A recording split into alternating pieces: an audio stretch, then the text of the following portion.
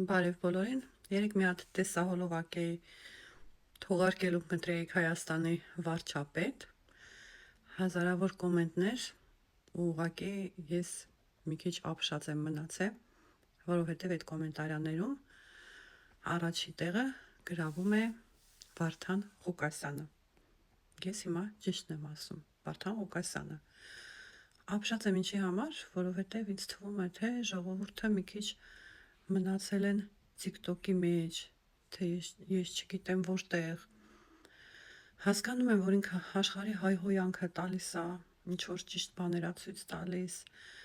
բայց ժողովուրդ, ուզում եմ մի բան ասեմ, հիմա ինձնից ոչ նեղվեք, ոչ էլ ին վրա հարձակվեք։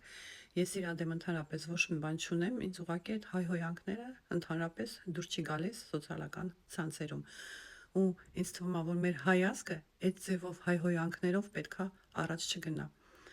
Յուրաքանչյուր երկրի ղեկավար իմ հասկանալով պետք է եղնի շատ կիրթ շնորհքով, որ իրան նայելով այդ երկրի ժողովուրդը օրինակ վերցնի այդ մարդուց, ասի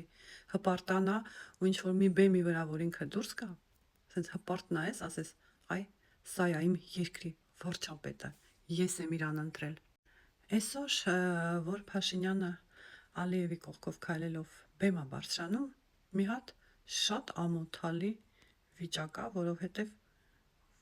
ոչ բոյ կա վրեն, ոչ ֆասոն կա, ոչ խոսալաձև կա, ընդհանրապես որպես երկրի ղեկավար իր մեջ ոչ մի բան չկա։ Ղեկավարը պետքա լինի այնպիսի մարդ, որ կուլտուրա ունենա առաջի հերթ, իր ազգին ցույց տա մակարդակ մի հատ, ու մենք իրանով հպարտանանք, հզոր եղնի, որ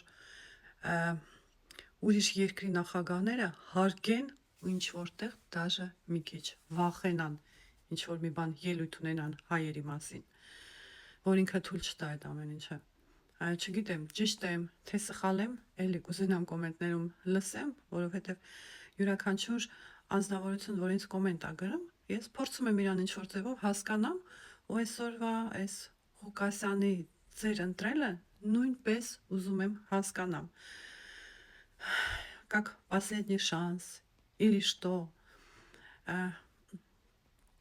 Սարսափելի վիճակ է մեր երկրում, հասկանում եմ։ Ես ուզում եմ տեսնեմ մի հատ հզոր անձնավորություն, որից կվախենան մեր թշնամի պետությունը, որ մի հատ բառ իրա բերանից արձակի հայերի հանդեպ, որը որ մեր հարևան պետությանը կչոքացնի, ոչ թե ինքը մեզ։ Մի խոսքով, սպասում եմ։